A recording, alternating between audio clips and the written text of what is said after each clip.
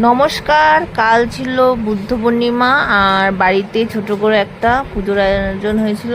আমি স্নান করে রেডি হয়ে গেছি। আমি কিছুই করিনি, যেহেতু আগের দিন পর্যন্ত আমার নিজেরই শারীরিকভাবে অসুস্থ ছিলাম। আমি এসব কিছু ধরতে পারবো না, তাই জন্য মেয়েদের প্রত্যেক মাসে যেটা হয় সেটা, এই জন্য আমি আর কালকের কিছু ধরিনি। আমি স্নান টান করে ফ্রেশ হয়ে পরিষ্কার হয়ে তারপরে ঠাকুরের কাছে এসেছি।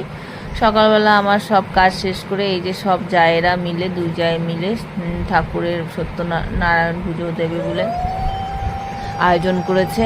গুছিয়ে গেছে, ওরাই তৈরি করেছে। কারণ কি, আমি তো ধরতে পারবো না, এই জন্য সব গুছিয়ে রেডি করেছে। ঠাকুর মশাই এসেছে, ওখানে ঘট পাতলো, ঘটের চেলি কাপড় দিতে হয়, সেই দিল। তা আমাদের পুজো স্টার্ট হয়ে গেছে, জোকা দিচ্ছিলাম। তো ঠাকুর মশাই মন্ত্র পড়া শুরু করলেন। আর ওখানে নারায়ণ নিয়ে এসছে, যেহেতু নারায়ণ পুজোতে চিনি ফিনি দুধ দেওয়া আছে, চিনি ফিনির আয়োজন করা হয়েছে। এই জন্য যে সবাই বসে পুজো করছি, ঘরোয়াভাবে পুজো হয়েছে, কোনো বেশি আড়ম্বর হয়নি।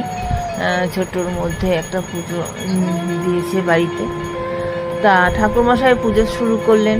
তারপরে ওখানে সবাই এসে আমরা বসে, আমাদের বাড়ির সবাই এসে বসেছেন। এখন তো পুজো হচ্ছে, আর যেই উলু জোকা টোকা দিয়ে সবাই একসাথে বসে পুজোর পুজোর দেখছি আর যা যা কাজ করার মতন করছি।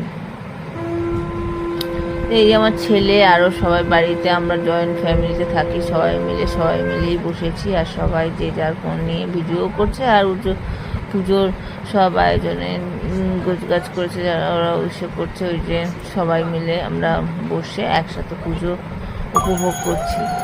আর এই যে এখানে তারপরে ঠাকুরমশাই যেহেতু পুজো নারায়ণ স্নান করলো, প্রথমে দুধ দিয়ে, তারপর ঘি মধু ইত্যাদি, প্রথমে দুধ দিয়ে স্নান করিয়ে দিল।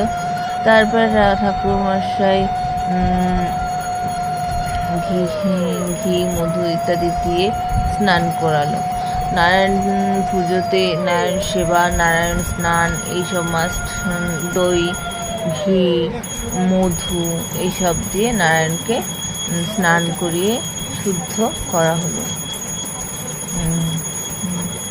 যাই হোক, নারায়ণের সেবা অনেক, আমি তখন একটুখানি ব্যস্ত ছিলাম, এই জন্য ফোনটা একদম হাতে দিয়েছিলাম।